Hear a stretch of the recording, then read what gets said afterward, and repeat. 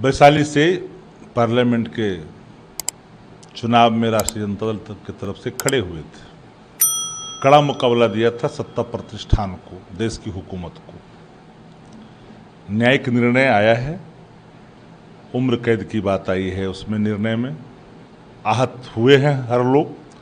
ब्रह्मर्षि समाज में इस बात को लेकर चर्चा भी है। न्यायिक निर्णय पर हम तो टिप्पणी नहीं करते हैं, क्योंकि जिन लोगों को बरी किया गया है उनके पुरातन अतीत किस रूप में है वह बताने की आवश्यकता नहीं है।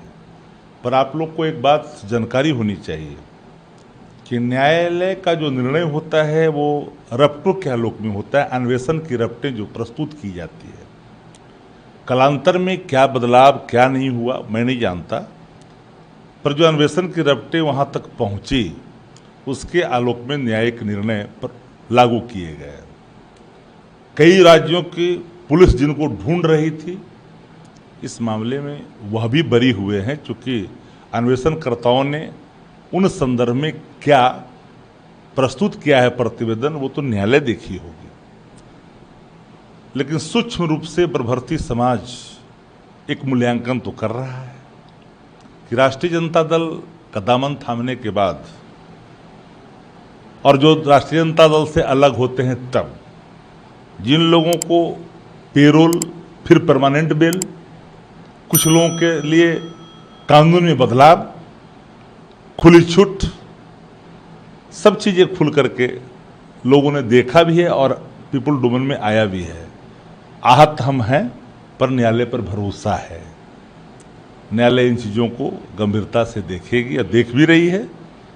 कभी कभी लोग कहते हैं कि न्यायालय का निर्णय आया, तो न्यायालय का निर्णय कैसे आता है? साक्ष्यों के आलोक में ना। याद है ना, इसी जगह निचली अदालत पूछती रही बिहार सरकार से बाढ़ वाले मामले में प्रस्तुत किया क्या प्रतिवेदन, बेल हुआ कि नहीं हुआ।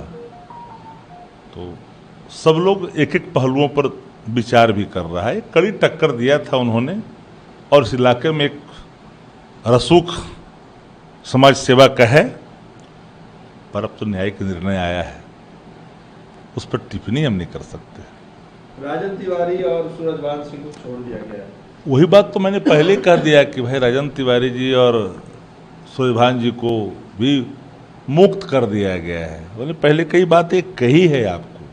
क्या लगता है कि सिर्फ टारगेट किया गया क्योंकि वो आरजेडी में थे इसलिए? न्यायालय के निर्णय पर कोई पॉलिटिकल कमेंट नहीं होता, पर इतना जरूर मैंने कहा कि अन्वेषण की रपटें न्यायालय के समक्ष जो प्रस्तुत किए जाते हैं वह पुलिस का रपट होता है और उसी के आलोक में न्यायिक निर्णय आते हैं। और हमने कहा कि वो वैशाली से चुनाव लड़े हैं, सत्ता प्रतिष्ठान को कड़ी चुनौती दी थी, उन इलाकों में गुलबंद लोग हुए थे, तो कई लोगों को ये नागवार गुजरा है।